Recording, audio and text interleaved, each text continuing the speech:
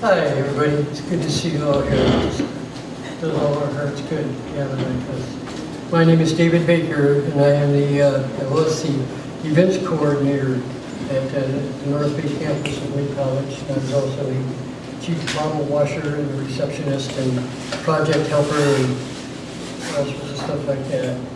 And the first time I think I met Michael would have been in the early 70s. I was thinking it was 1969, but it doesn't, the time thing doesn't fit, so it must have been in the early 70s.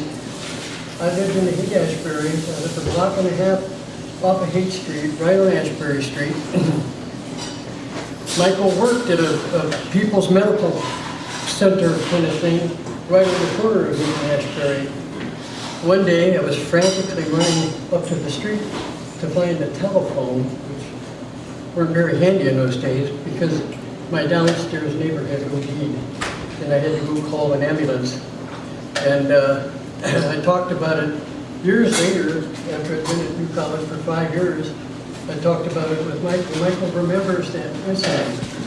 So he must have been in the room when I went in there to use the telephone. There was a couple people in there that I didn't know, of course. But anyway, that was the first time I met him. The second time I met him was 1996, when I moved back to San Francisco. I had missed San Francisco the whole time I was gone. I moved back out here and ended up in Santa Rosa, a block and a half from New College, in a house. And my wife, Kathy, my lovely wife, was walking by New College one day, and she saw people out in the parking lot, so she stopped to have a chat with them. And it turned out that it was Richard, I think, and some other people that were getting ready to start a college. And she was talking to Michael, and he told her that, you know, that they're going to open up a college here and things like that. And she was all excited about it. She told him a little bit about what her and I had been up to in Chicago, which is where we moved here from. Anyway, he liked what we were doing, so I ended up, she came home all excited and said, maybe we could get a job there, maybe we could get a job. And I said, oh, college is going to hire me.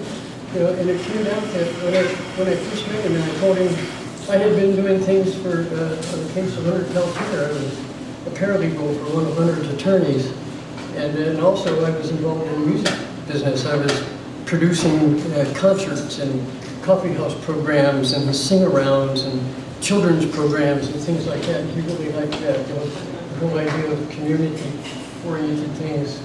Anyway, he invited me to come and work at New College, hired me, and I eventually became the events coordinator.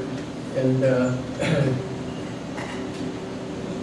I stayed there the whole time New College was open. I was there, and it was a transforming experience. Michael really changed my life in a very positive direction, like I know he did for many people. So, anyway, that's it. And here's to you, Michael.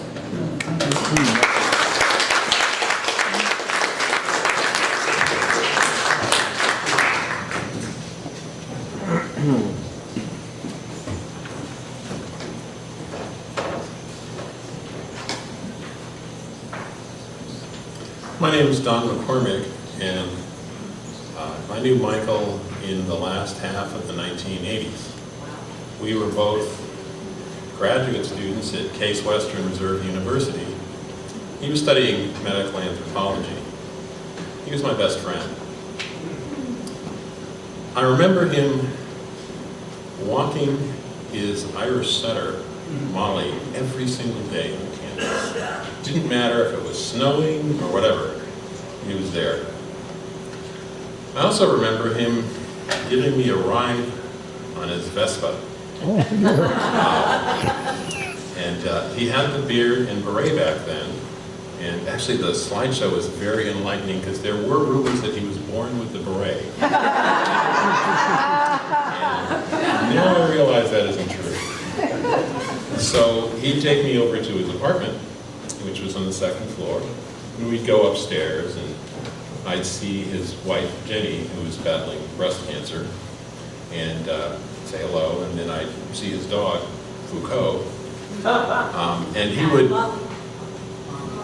I'm sorry, his cat was Foucault. Yeah. Thank you. And then he would whip up some meal for us, and I remember him introducing me to foods that seemed terribly exotic at the time, like pesto. Then we go out to the balcony that was actually in the slideshow. I was thrilled to see one of the world's smallest balconies. And it had a little tiny table and a couple of little cafe chairs, and we'd sit there and we'd talk. We'd talk about Marx, we'd talk about the really intense power and sexual dynamics that happened amongst the people in the People's Medical School, and they were pretty intense. And then we talk about the theories of Wilhelm Reich and the relationship between those dynamics and Reich's theories. And he'd talk about medical anthropology. When he was no longer studying it, Gary said that he was kicked out of the program. Apparently, he got a job as a patient advocate at a hospital that was affiliated with the university. And I remember him talking to me about what he did there. One of the things that really stood out was when he talked about, well, it seemed like a fair number of the doctors and nurses there at the time would, when they were done using a hypodermic needle, just throw it in the trash. And that meant that when the janitors at night came and they lifted up the trash bag, they would get poked and scraped by the hypodermic needles, thereby exposing them to a pretty nasty risk of getting pretty nasty infections. And Michael, he tried to stop that practice. It was one of the things he worked on. And I think that's just like him, you know, to stand up for the powerless.